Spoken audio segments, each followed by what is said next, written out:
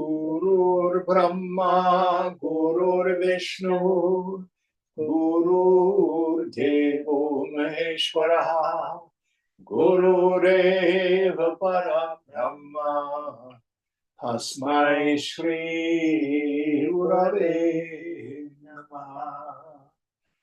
Chinmayam Vyapyat Sarvam Trilokyam Sacharacharam Tat Padam Darshitam Yena Tasmai Shri Gurave Namaha. Tvameva Mata Cha Pita Tvameva Tvameva Bandhuscha Sakha Tvameva Tvameva Vidya Dravidam Tvameva Tvameva Sarvam Mama Deva Deva Tvameva Sarvam Mama Deva Deva. Jai Guru. Om Sahana Bhavatu Sahana Bhunaktu Sahaviryam Karavavahai Tejasvinavadhitamastu ma vidvishavahai. Om Shanti Shanti Shanti. So where are we in our text, Mark? Starting chapter 5. Chapter 5. So, Nilang, have you done this text before? Ashtavakra Gita, I think I have done that. So, basically we have Ashtavakra and Janaka talking back and forth. So, the instructions in the first chapter, the second chapter is this incredible hymn of self-realization of Janaka. The third chapter I call the kicking of the post, where Ashtavakra says, yeah, you don't have steady wisdom. You're not what people romantically think a sannyasi is supposed to be. You're a king and you are having sex with all your wives and you have lots of money. And what's this all about? And King Janaka talks about all of it being mithya, illusion. That the equipment acts according to its nature. So the front part of the mind engages with the world, but the back part of the mind is Shitala, always cool. And how each jnani behaves is all karmic. There's no one right way. So now Ashtavakra will come again and we'll see what happens in the 5th chapter. So Deepa, will you help us out, please? Yeah, happy to.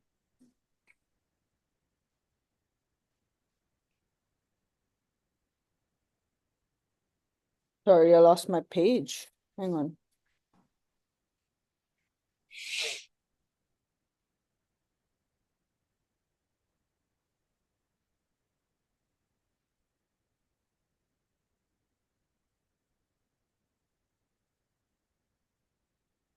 Fifth chapter is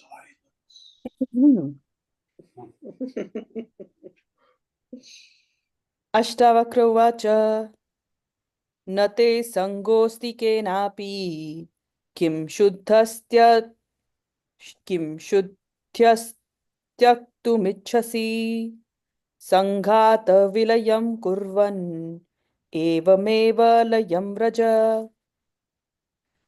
Ashtavakra said, "You have no contact with anything whatsoever. Pure as you are, what do you want to renounce? Having dissolved the body complex, enter into laya, the state of dissolution." So this term laya has several meanings.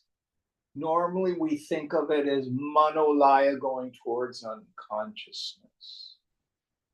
Here, what Ashtavakra means, it's used in a little bit different context.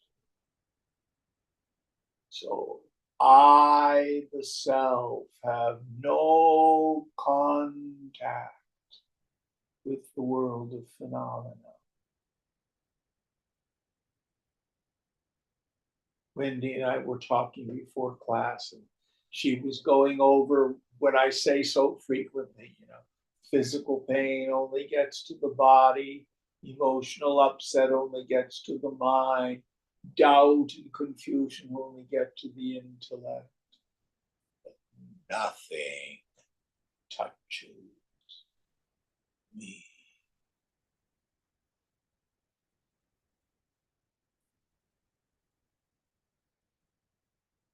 So how do we dissolve the world?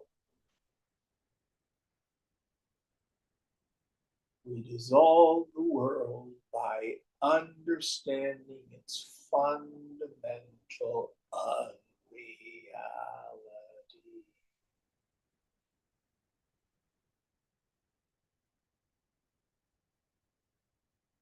I was talking with a person today, and he has some negative narratives that really afflict him. They tend to get triggered by family, as so many of them do. And he's not funny enough, he's not bright enough, he's not attractive enough, he's not extroverted enough. And then his mind goes, I have no real social skills, I have social anxiety, I'll never be connected with anybody. I think I'll go kill myself. That's where his mind goes. Really extreme. And that's a narrative.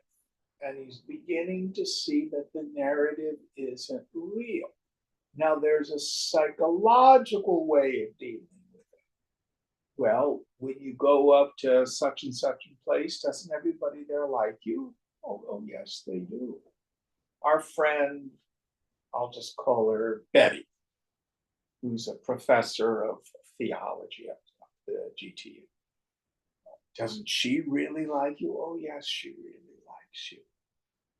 Don't you have connections with friends and stuff like that who really care for you? Oh, yes, yes, yes. So the narrative isn't true. That's one level. So one of the things we can do is replace the narrative with another narrative.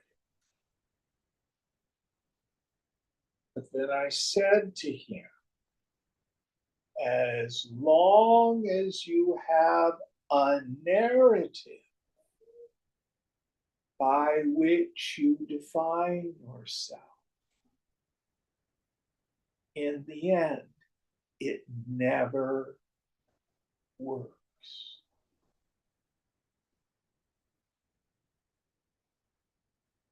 What are you doing, Jim? Leave me alone. I'm securing space. Can't you tell?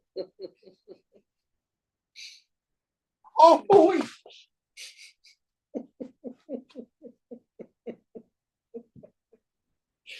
Do you see the stupidity of it? That's like trying to secure self with a narrative.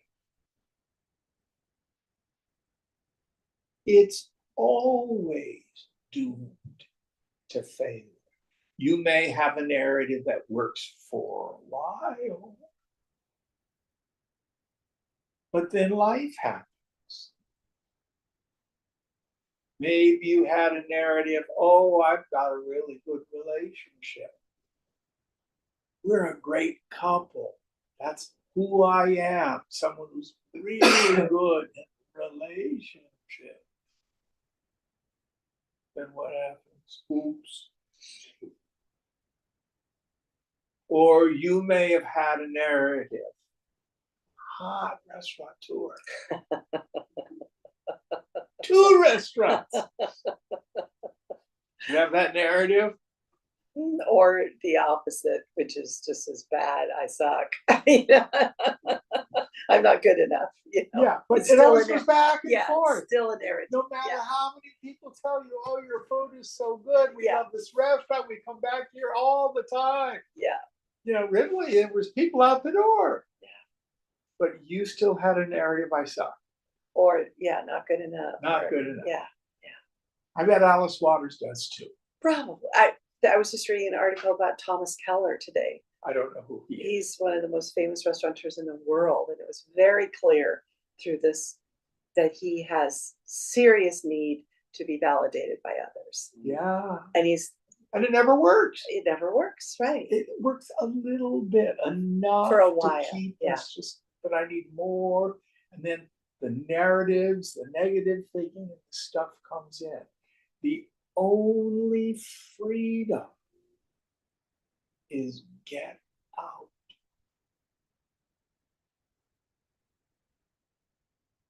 Just what Ashtavakra is saying. I have no relationship to this body-mind.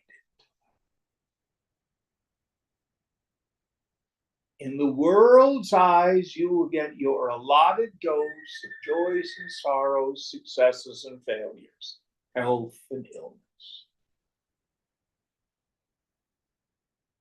That's all the punya and the papam from previous lives.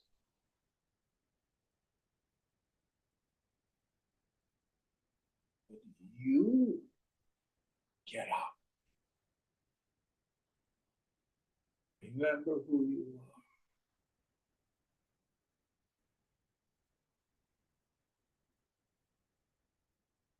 In the still, quiet hours of the morning. Tata smarami hridhi, Shankar says. Swamiji translates that I meditate in my heart. Literally means I remember. Smarami.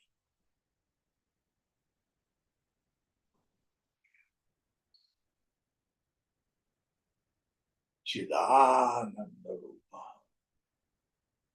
My form is bliss consciousness. I am no thing, but I am Purna, full of Baba being.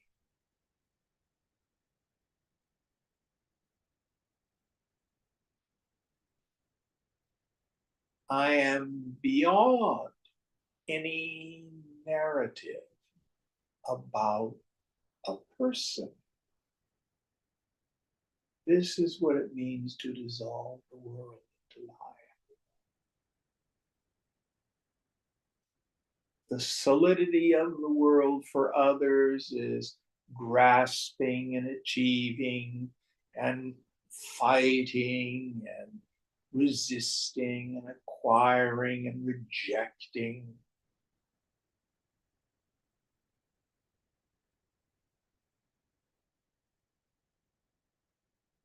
But for the jnani, they see the same world as ordinary people, but their understanding is very different.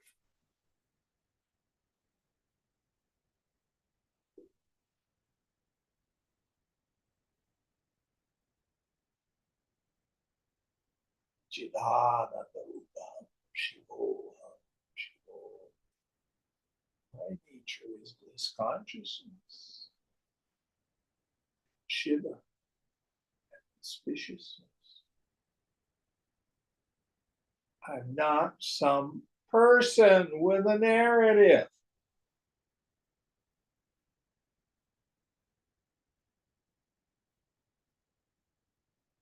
Next verse.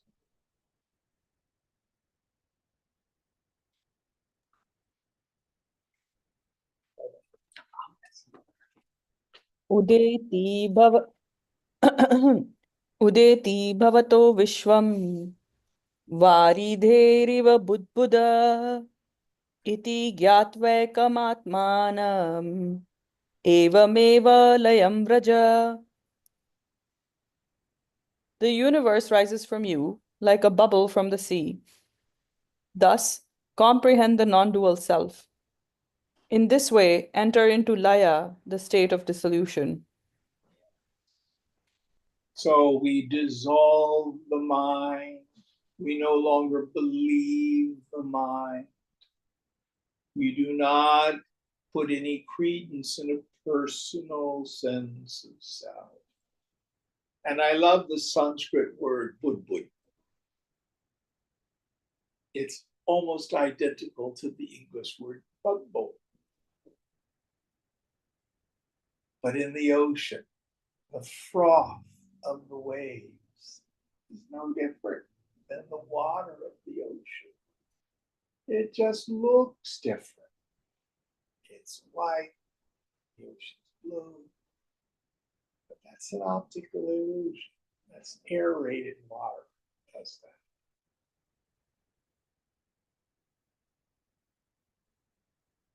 So we have these two scriptural statements. Brahma Satyam Jagan Mithya. Brahman alone is real. Jagat, a phenomenal world, is mithya, literally a lie, illusion. Now, for beginners, we start by interpreting mithya as impermanent. All phenomena is impermanent.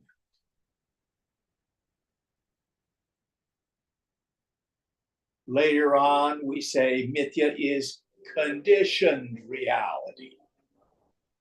Just as all gold ornaments are nothing but gold, it's gold appearing as the ornaments. So all the names and forms are Brahman appearing as people, places, things, and conditions. But the deepest understanding, really nothing substantive here. Mithya, illusion. Vaitatya, false. But then my favorite mantra from Chandogya, Sarvam Kalvidam Brahma. Sarvamidam, all this. It's another name for the Jagat, the creation. Kalu means verily. And this is verily Brahman. Listen carefully. Brahman doesn't change into name and form. All pots are clay. Bowls, glasses, vases are clay. Well, actually, it's not like that. Everybody who goes into the bathroom and looks in the mirror, it is the mirror itself that appears as Neelam, Wendy, or Jim. But does the mirror really undergo any change?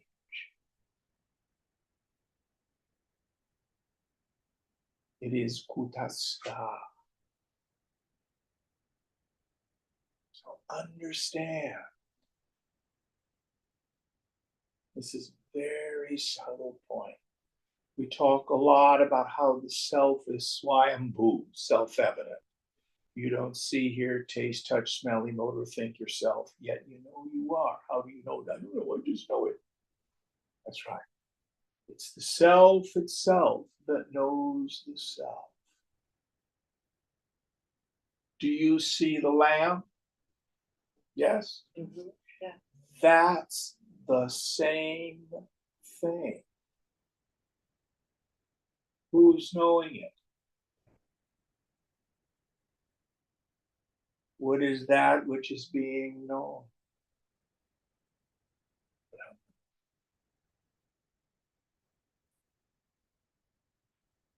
There is no other thing going on but the Swayambhu, the Swayam Jyoti, the self-effulgence.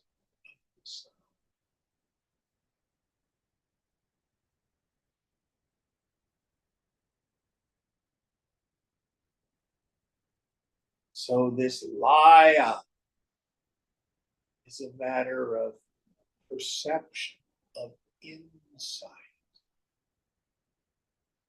Now, direct experience.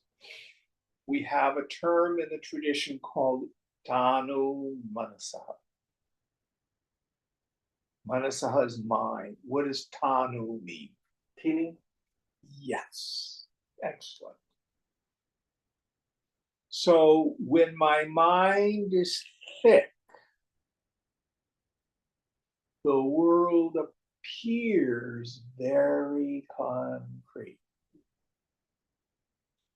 Now, if I interpret an event as really problematic or really, really desirable, then the mind gets really thick. Raga, I want.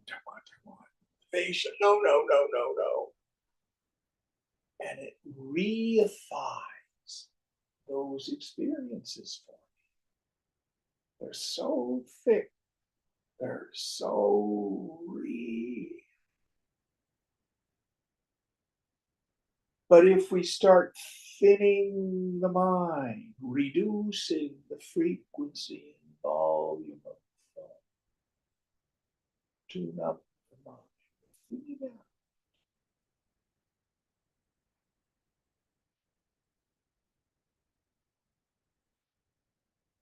World itself starts to become very two-dimensional. Sometimes it seems like it's just a transparency you can stick your hand through. Stop the mind, and the perception of the world is gone.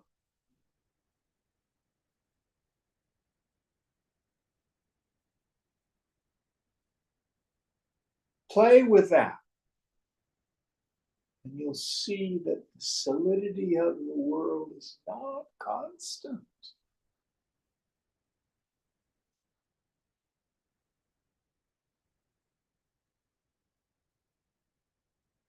Thin the mind, and you start to dissolve the world into light.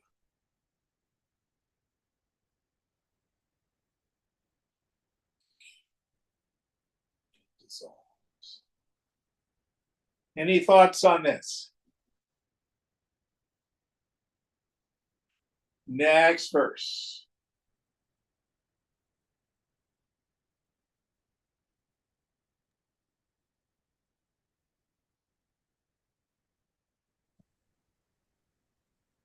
प्रत्यक्षमप्यवस्तुत्वा आद्विश्वं नास्त्यमले त्वयि रज्जु सर्प इव व्यक्तम् एवमेव लयं Vraj.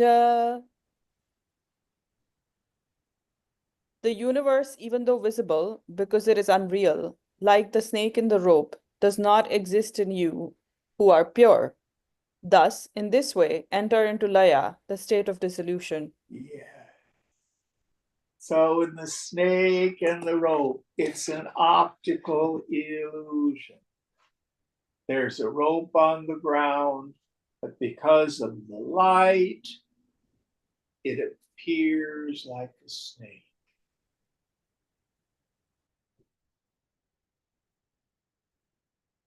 Now, sometimes when I know it's a rope. God, that's the weirdest rope in the world. It looks so much like a snake. Sometimes when I apprehend the ropes, they're gone. There are other classic images the scriptures will use. My favorite, of course, is mirage waters in the desert. When you're driving through the desert and you see the mirage, your perception is water and your knowledge is water. You keep driving and you see the water receding into the distance. And you realize, oh, it's a mirage. But it still looks like water, even though you know it's heat waves off the sand. So also for the fool, they look at the world of name and form, and it appears real and separate from me and problematic. And this is a good person, and that's a bad one. And this one's mean to me, and that one's nice to me. This party has good politics. Oh, they're so bad. Be afraid, be afraid.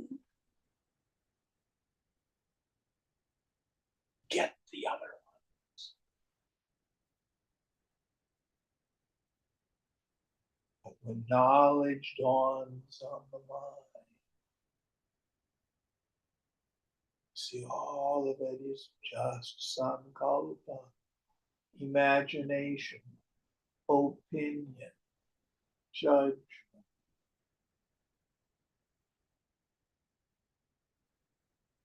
Mithya, illusion.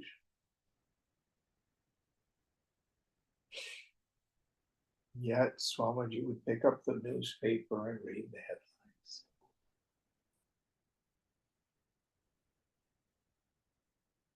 Seen, but not real.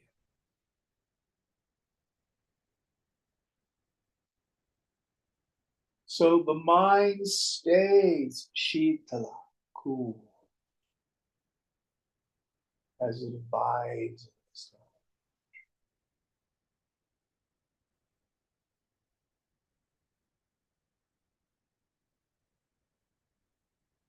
The akasa, the practices,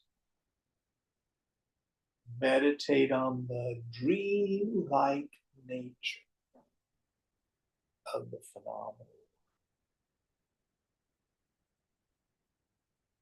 Self in me is never touched by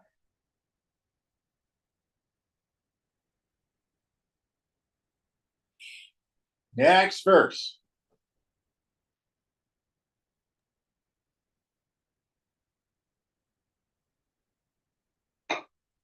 Sama dukkha sukha purna asha nairashayo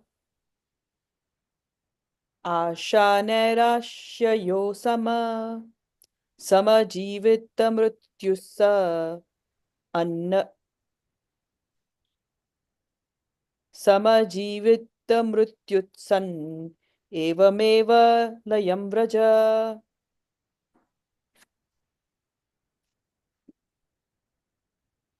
You are perfect and the same in pain and pleasure, in hope and disappointment, and in life and death.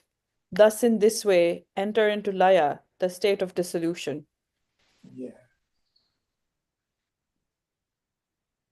So I was talking with a student today, and they had lab results come back that were concerning. So we had a discussion, and I suggested, well, let's look at the worst case scenario. This is a terminal diagnosis, and you're going to die soon. Don't avoid that. Avoid that. Well, you're not dead today. As I always like to say, being dead doesn't hurt. It's getting there that can be problematic. What's going to happen on the other side? Well, we have what the teaching says. But what do you know for sure? I don't know. But if you've lived a life as a yogi,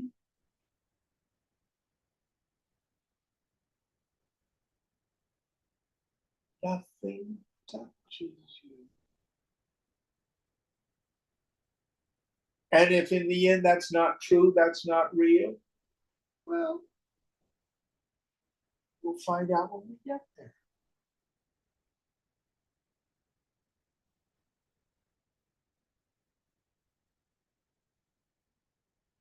As Krishna says in second chapter of Gita, I grieve over the inevitable. Pointless.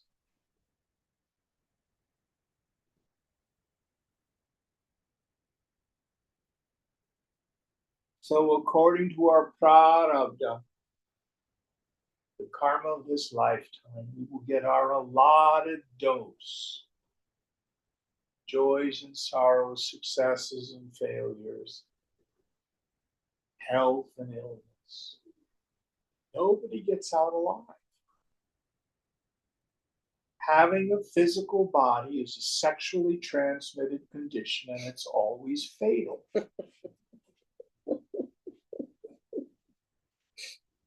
Always. Nobody fails at dying. And it can be a beautiful journey.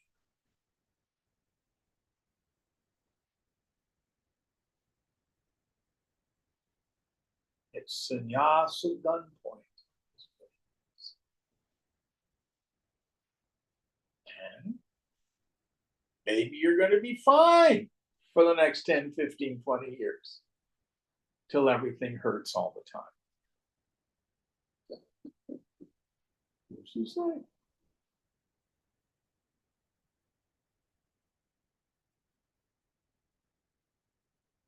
So the Lord has put a veil of mystery over the future.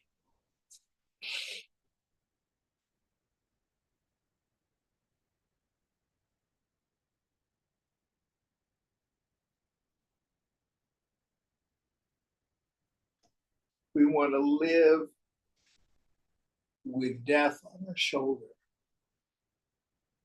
If today is the last day of your life, how will you spend it? Not a rehearsal. This is it. Wonderful meditation.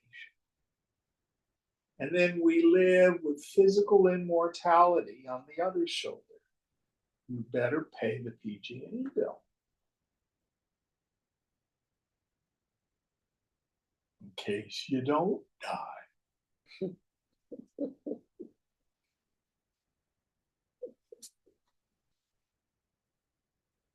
Live between those paradoxes.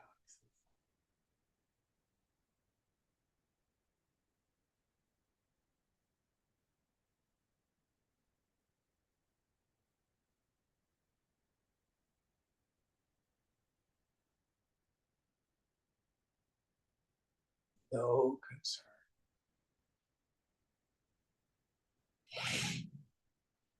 Eyes wide open though.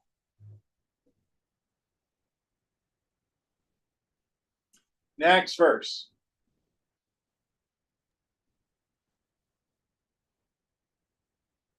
It's also the new chapter. We finished a chapter with 4 verses. Oh, wow. That's a shorty. Yeah. The next one is called the Self-Supreme Introduction. Janakuvacha Akasha Vadanantoham Ghatvat Prakritam Ghatavat Prakritam Jagat Iti Jnanam Tasya Na Tyago Na Graholaya. Janaka said, infinite as space am I, and the world like a limited jar. This is true knowledge. There is nothing then to be renounced, nor to be accepted, nor to be destroyed. Yes. So, for the person of wisdom, I do not need to practice dissolving into Laya.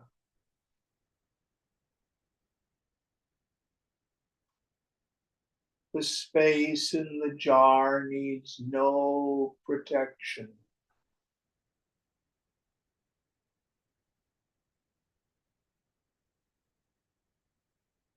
The body, mind, intellect is like the jar itself. It never touches or alters the space. Whatever I put into the jar doesn't alter space. So I like to use the phrase, the person of steady wisdom is out of control.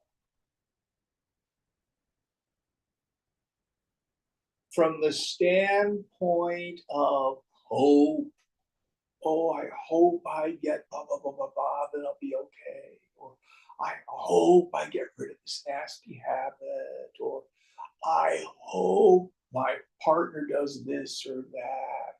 I hope the politics change. All of that is gone.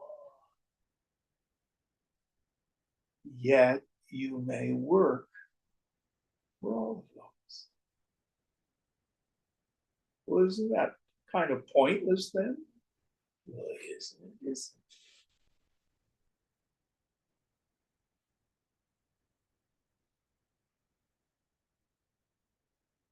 The person of steady wisdom acts out of creativity, out of expression, out of the Latin word is caritas. It's usually translated as charity, but that doesn't come close to it. Ubi caritas Deus ibi est. Very, very old lyric. Wherever love is found, there God is.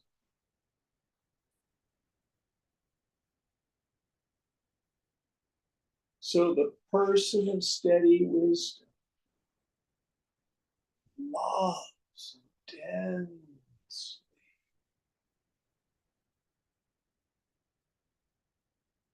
Doesn't mean their emotions are shut down. On the contrary, they're awakened to a whole new level. We usually translate vairagya as detachment or dispassion. The root is raga. Raga means passion.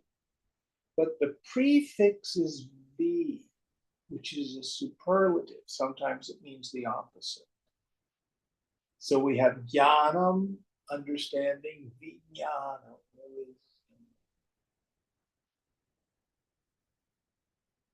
So when you mush the two together, you add an A in there. So vairagya can mean my passion has been taken to a higher level.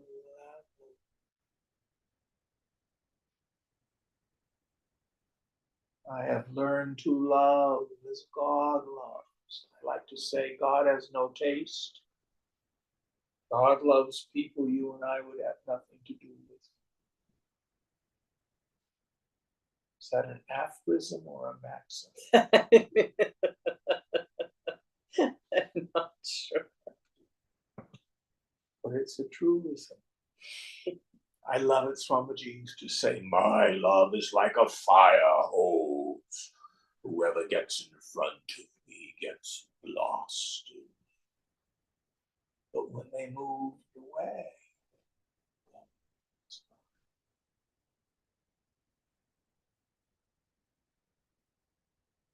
this intense love that is unconditional.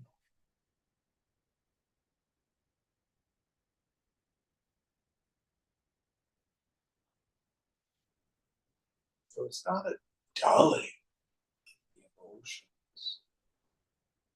Someone used to say the emotions are the flower of the human heart, of the human personality.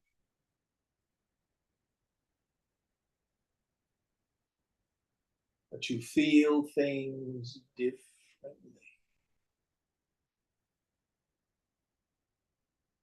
And you can see God everywhere.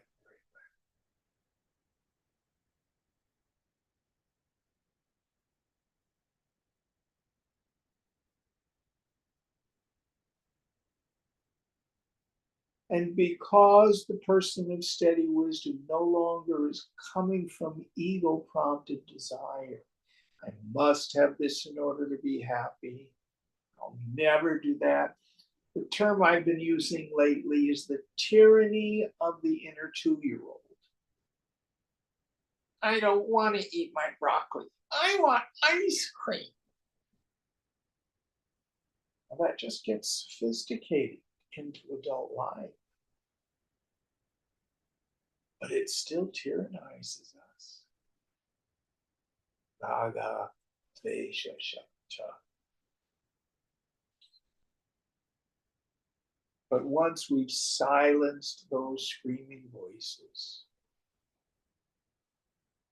there's the heart's deepest desire that moves us through life with joy, with creativity, expressively, not from a place of spiritual impoverishment. I've got needs, Jim. I'm not getting my needs met. Their needs are food, clothing, and shelter. Everything else is desire.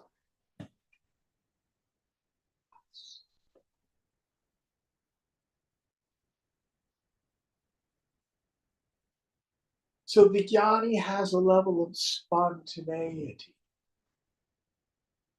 There's no business plan for life.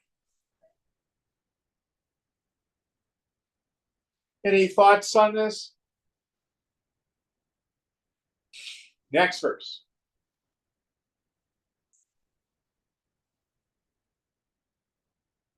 महोदधिरिवाहंस प्रपञ्चो वीचिसनिभव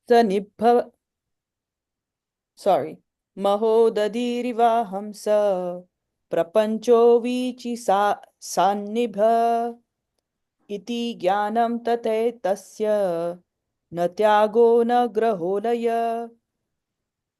I am like the ocean and the universe is like a wave. This is true knowledge.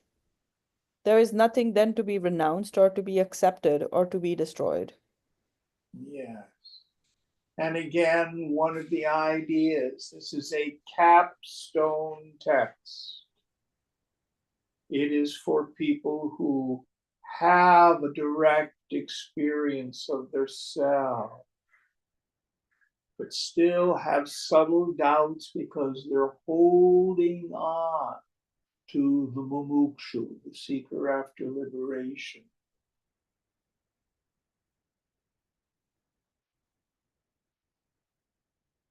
Are you enlightened? Quit asking the question.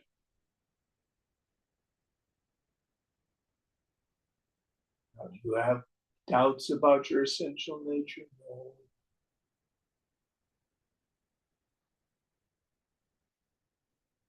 Whatever thoughts people have about self-realization or enlightenment, let them have it.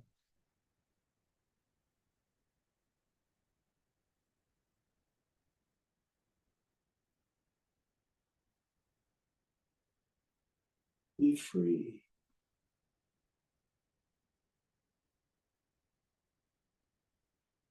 Simply abide as your own true nature. Let the universe take care of the body, mind, intellect. Let it play its part in the Leela.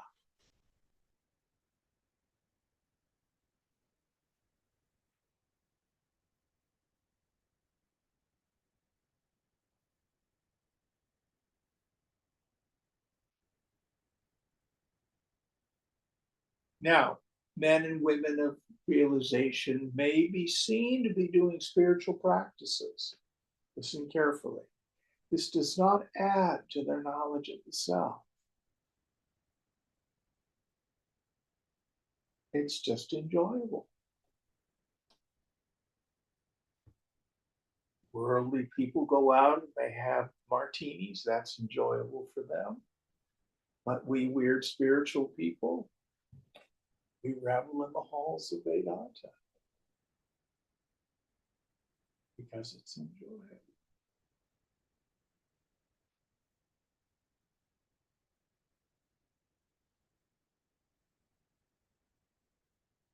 Do you know more self when you leave class? For some people, yes. But for many of you, no.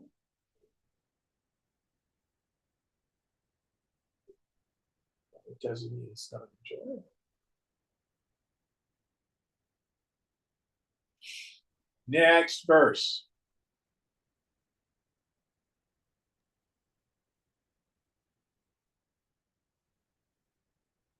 Aham sa shukti sankasho vidyavadvishwakalpana iti jnanam tathaitasya na tyago na graholaya.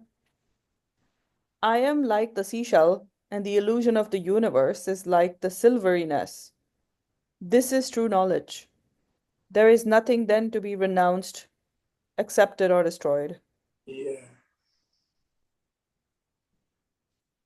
So the Nacre, I think is how it's pronounced, Nacre, the mother of pearl in the seashell. Walking along the beach, you look down, oh, cool, a dime. You go to pick it up, no, it's a piece of shell. Just looks like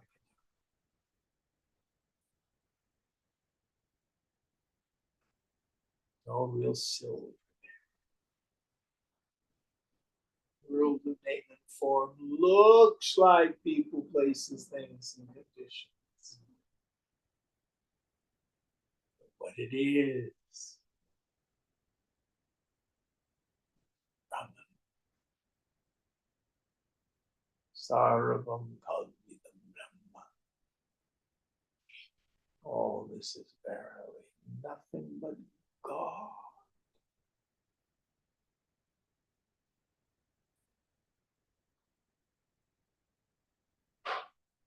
Next one.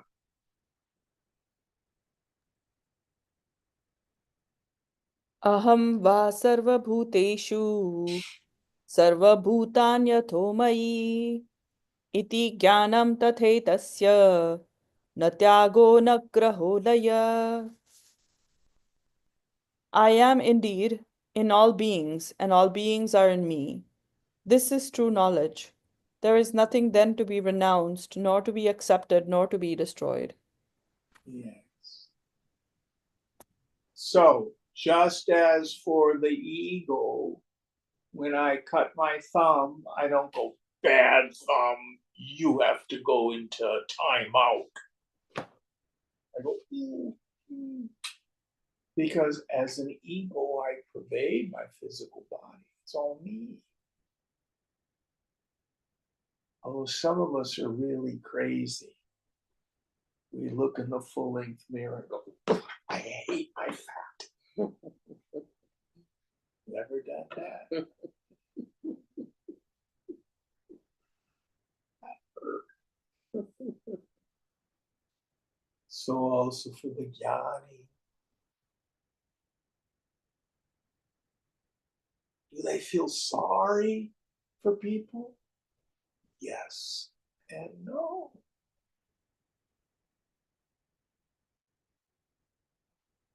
There's a word in Latin, pietà. You have a little Italian, don't you? Well, I just think of the famous statue of Mary and Jesus is called the Pietà, but I don't know the meaning The actually. English word is pity. The pity. Pity has a negative connotation today. Yes. I pity you, you poor miserable creature. But the dictionary definition is genuine sorrow at the misfortune of others. It's not a negative word.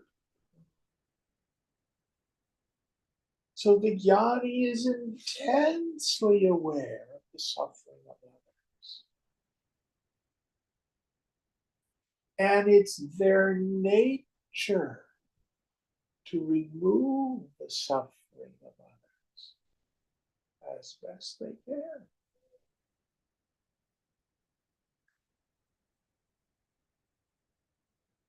Shankara will say, just like it is the nature of the moon to cool the earth. They thought the sun is why things were hot, and the moon is why things were cool. So it's the nature of the Mahatma to alleviate the sorrows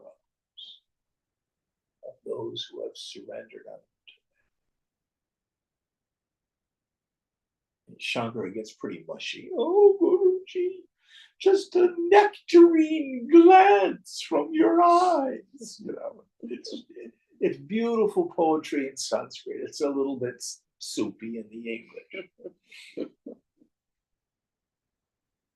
But the idea is we get in the presence of a Mahatma. So much of all that detritus of the mind just falls away.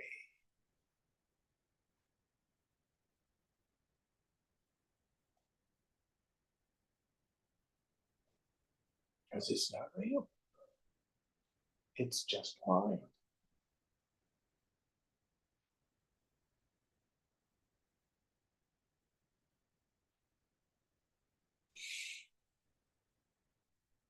How does the teacher do it? One of my favorite stories. We call this Shaktipat in the tradition. Patati means to fly or fall. But it's not volitional. The Guru just disappears, and God does the rest. And one of my favorite stories from the scriptures, from the Christian scripture, that's hard to say to them.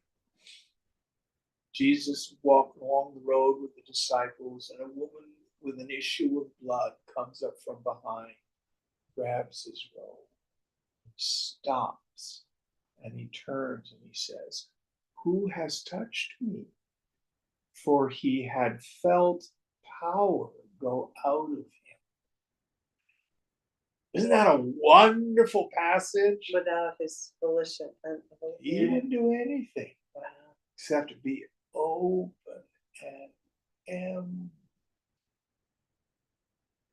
So he was ready always. But she was ready. He may have been jostled in a crowd and nothing happened. She was ready to surrender to Yeah. And Jesus would say, I and myself do no thing. There's the Father within that doeth the work.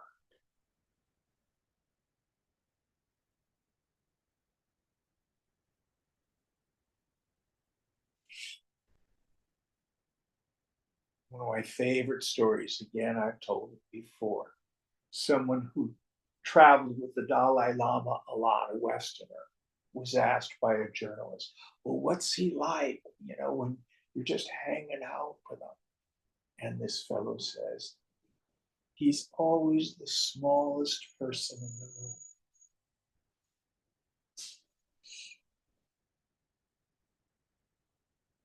No agenda, no axe to grind, no ego needs to be fed.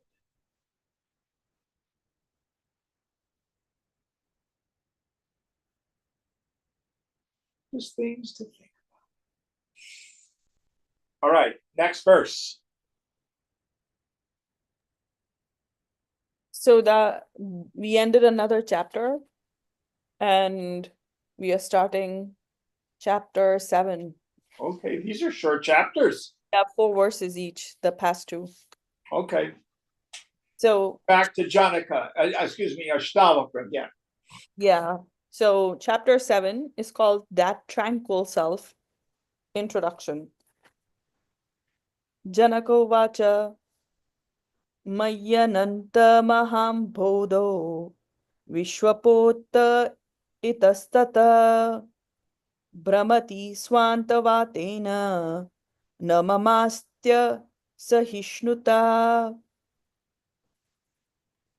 Janaka said, in me, the shoreless ocean, the arc of the universe, moves here and there, driven by the wind of its own mind, or the universal mind. I am not impatient. Yes. So the ark or the boat in the universe, no rudder, no sails. It's blown about by the currents of the ocean and the wind. So also, all this is blown about by guna and karma. And your own body, mind, intellect is part of that process.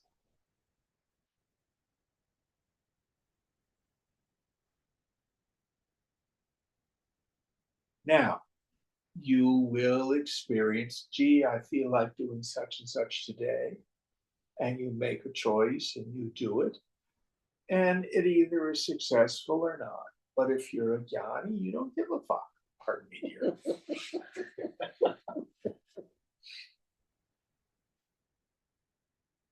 Because you know those mental impulses are part of the Mahamudra. This is one of my favorite words. Who can tell me what a mudra is? Posture. A gesture, a posture. Now, why do various spiritual traditions invite people to do mudras?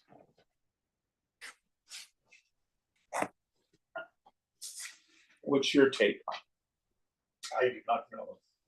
it? It invokes energy. And it's interesting. I was watching yesterday Pope Leo's installation mass, and they had close-ups of what they call the manual acts when the priest is confecting the Eucharist. They call it confecting. Wow. It's like baking a Yeah, cake. yeah. He's a confectioner. How beautiful. But you see him doing things like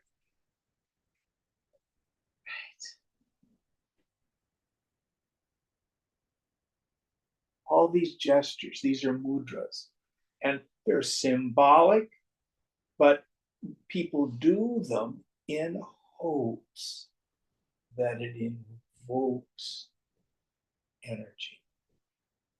Now, how did they come about? If you look at religious art from all cultures, you'll see that there's an archetype of spiritual gesture.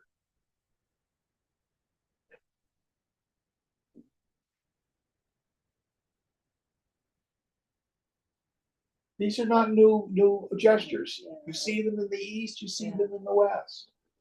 Why? They start by people's bodies responding to Shakti. The energy comes first and then moves the body. Let me show you some other mudras. So if someone goes into a meeting, legs crossed and arms like this, what does that say to you? They're closed. Why? Defended, They're nervous. blocking off energy. You see some 18-year-old guy. What's he doing? He's too open. He's displaying is what he is. Or you go to the club and you watch people dance. Now, people don't waltz and do the gavotte anymore, unfortunately. What they do is, it's freestyle. But you see people literally in many ways dance the dance of their egos. Some people are really stiff. And of course, there's the one with the hips going. Yeah. Those are mudras. Energy impels movement in the body. This making sense? Yeah. Now, those are some of the grosser forms of energy. These mudras that we see in religious iconography are more sattvic responses to energy. The phenomenal universe is the Mahamudra.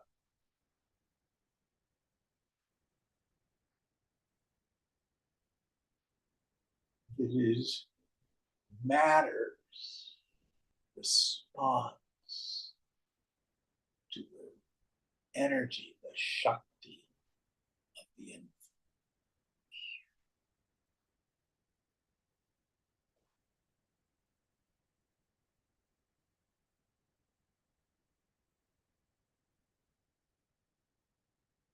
Everything from the blinking of your eyes to your hair growing to the rotating of galaxies to black holes to cells dividing to roses blooming to politicians ranting to animals dying.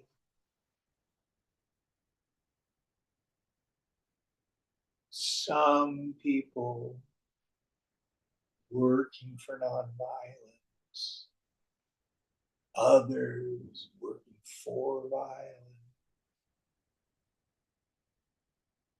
All of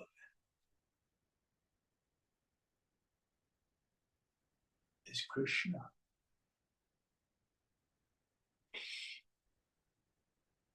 There's a chapter in Gita of the cosmic forms. Anybody read that? You must have read it, haven't you, Milan? No, I have not. That was a little Of outrage. But Krishna describes how he is everything, everywhere, with an infinite number of faces facing everywhere, with a limitless number of arms and legs. And then he's eating them all. They're all stuck on his teeth. And then he says, because I am all devouring time.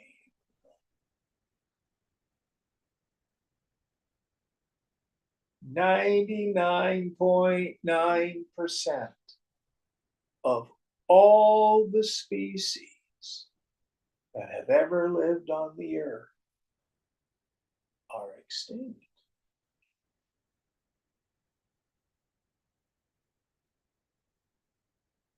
Yet, life is so abundant. Just watch videos of the Amazon rainforest or Borneo. 25% of all the diversity of life is in the rainforests. Nature's cool that way. Nature is profligate. Nature doesn't make one grain of sand. Billions of them.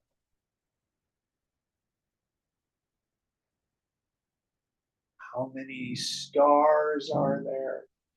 How many galaxies are there? I don't know if you've seen some of the images of the James Webb telescope.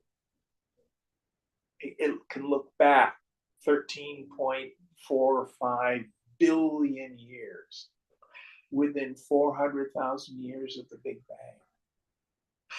Bang. And already formed galaxies with billions and billions of stars in each one of them. And now we think most probably have planets around them.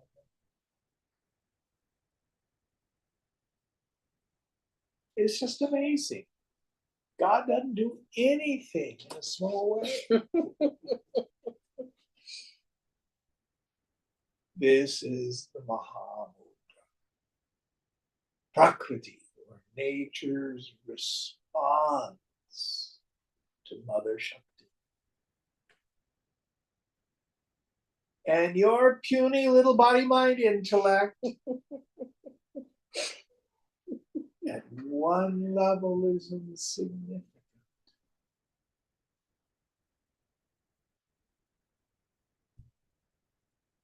There's an old Mahalia Jackson song, His Eye is on the Sparrow.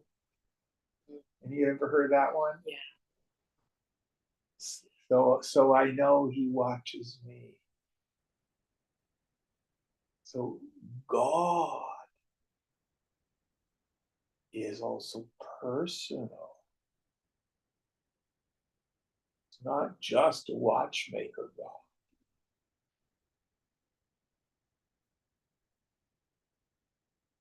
Because God is your very being.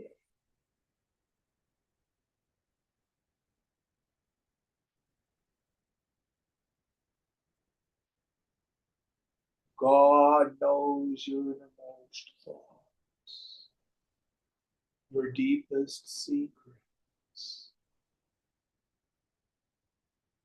and God loves you just as you are.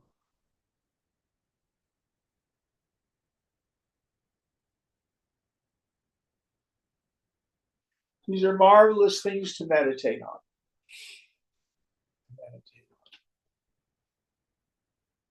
All right. We've got no more time. What verse are we on for next week? We are doing verse 2, chapter 7.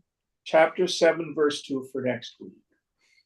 Om Purnamada Purnamidam Purnat Purnamudachyate Purnasya Purnamadhaya Purnameva Vashishyate. Om Shanti Shanti Shanti. Hari Om Sri Guru Pyo Namaha. Hari Om.